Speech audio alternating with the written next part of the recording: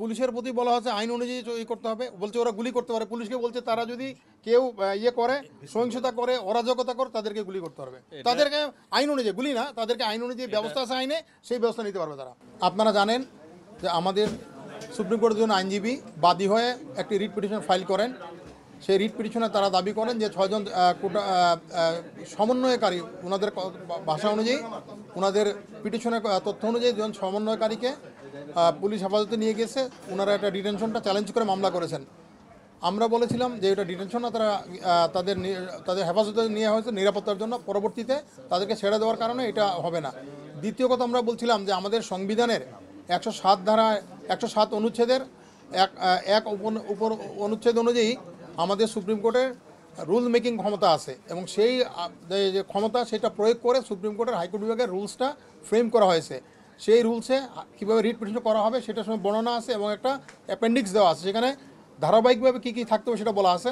সেই রুলসের ব্যত্যয়ের কারণে আমরা বলছি এই পিটিশনটা খারিজ হবে। আদালত আমাদের বক্তব্য শুনে পিটিশনটা কিন্তু সামারিলি খারিজ করে দিয়েছেন, অর্থাৎ সরাসরি এটা খারিজ হয়ে গেছে।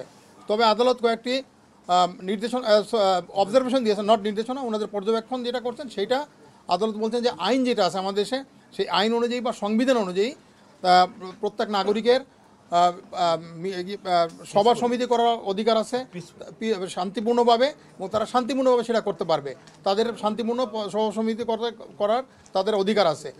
তবে আদালত যেটা সবচেয়ে বেশি গুরুত্বপূর্ণ যে অবজারভেশনটা দিয়েছেন সেটা হচ্ছে, যদি কোনো সভা সমাবেশ থেকে কোনো ধরনের সহিংসতা বা অরাজকতা বা উশৃঙ্খলা সৃষ্টি হয়, সেই ক্ষেত্রে পুলিশ আমাদের দেওয়ানি ফৌজদারি কার্যবিধির 127 থেকে যে বিধানগুলো রয়েছে সেইখানে, এবং পিআরবি যেটা আছে পুলিশ রেগুলেশন অফ বেঙ্গল, সেইটার 153 থেকে 56 পর্যন্ত যে বিধানগুলো আছে, সেই বিধানগুলো, অর্থাৎ এখানে যেগুলো আছে যে তারা লেথাল আর্মস, তারা ফায়ার আর্মস এগুলো ইউজ করতে পারবে যদি প্রয়োজন হয়, সেগুলো তারা করতে পারবে। তো বলছে এটা করার সময় তারা যেন সতর্কতা তারা যেন এটা আইন অনুযায়ী এটা করতে পারবে, আইন যেন মেনটেন করে এটা।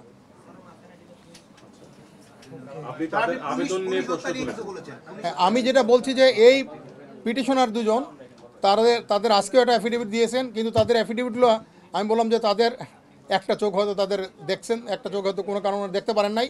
কারণ আমাদের গত পরশুদিন আমরা বলছি খুলনাতে একজন পুলিশ সদস্যকে, একজন নিরীহ পুলিশ সদস্যকে তাকে কিন্তু পিটিয়ে মেরে রাখা হয়েছে, সেটা সম্বন্ধে তাদের কোনো বক্তব্য ছিল না। একজন পুলিশকে যাত্রাবাড়িতে ঝুলিয়ে মারা হয়েছে, সেটা সম্বন্ধে বক্তব্য ছিল না। আরেকজন নাগরিককে উত্তরাতে ঝুলিয়ে রাখা হয়েছিল, সেটা সম্বন্ধেও তাদের কোনো বক্তব্য নাই। আমি বললাম, আমরা তখন বলছিলাম যে যখন কথা বলতে হবে তখন সকলের জন্য বলতে হবে, তাহলে হবে। এবং আমরা দুটো দেখেন সামাজিক যোগাযোগ মাধ্যম, ওনারা আমি পরে শুনলাম একজন নাকি বলছেন এটা নাকি গোয়েন্দা। শুনেন, সামাজিক যোগাযোগ মাধ্যমটা অর্থ কী? যে যারা আমাদের বন্ধু তাদের সব কিছু আমরা দেখতে পারি। তো যেগুলো আমরা তো দেখলাম ওনাদের রাজনৈতিক বিবৃতি, রাজনৈতিক বক্তব্য, সেইটাকে আমরা আদালতে দিব না? ওনাদের উদ্দেশ্যটা আমাদের জানাতে হবে না? আমরা আদালতকে জানিয়েছি যে ওনাদের উদ্দেশ্যটা হচ্ছে এক দফার আন্দোলন, একজন বলছেন, আরেকজন বলছেন তুমি কবে যাবা। তো এই যে কথাগুলো, এগুলো তো এই যে ওনাদের যে এগুলো তো সম্পূর্ণ পলিটিক্যাল মোটিভেশন ওনারা আসছেন, সেটা দেখালাম। ওনারা কোনো বোনাফাইডভাবে আসেন নাই, ওনাদের এইটা হচ্ছে টু অ্যাচিভ দেয়ার পলিটিক্যাল যেটা গেইন, এইটা করার জন্য তারা আসছেন, এটা সেইটা আমরা কোর্টকে বলছি। আদালত বলছেন যে এখন তো আর আপনারা এটা নাই, এখন তো এক দফা আন্দোলন হয়ে গেছে, সেই ক্ষেত্রে আপনারা কিভাবে ডিফেন্ড করে এটাকে? এটা তো কানিং ডিভাইস বলছেন আদালত, যে এটা আমরা চালাকি করতেছেন, আপনারা একটা এক দফা বানাতে যাচ্ছেন, সেইটাকে আদালত বলে ওনাদের কি করছেন।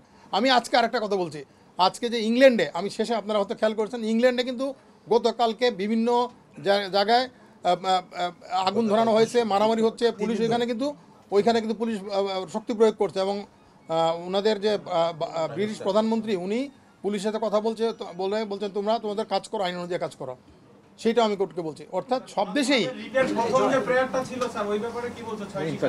না, ওইটা তো পুরো পিটিশনটা রিজেক্টেড, সামালি রিজেক্টেড, ওটা তো আর কিছু নাই। পুলিশের প্রতি বলা হচ্ছে আইন অনুযায়ী করতে হবে, বলছে ওরা গুলি করতে পারে। পুলিশকে বলছে তারা যদি কেউ করে, সহিংসতা করে, অরাজকতা করে, তাদেরকে গুলি করতে পারবে। তাদেরকে আইন অনুযায়ী গুলি না, তাদেরকে আইন অনুযায়ী ব্যবস্থা আছে আইনে, সেই ব্যবস্থা নিতে পারবে তারা। এটার অর্থ হচ্ছে পুলিশে ফৌজদারি কার্যবিধিতে আছে এবং পিআরবিতে আছে। সেইখানে হচ্ছে যদি কোনো উচ্ছৃঙ্খলামূলক কার্যকলাপ হয়, কারো মানুষের থ্রেট টু লাইফ হয়, থ্রেট টু প্রপার্টি হয়, সেই ক্ষেত্রে পুলিশ অস্ত্র অগ্নেয়াস্ত্র তারা করতে পারবে, অগ্নেয়াস্ত্র তারা ব্যবহার করতে পারবে।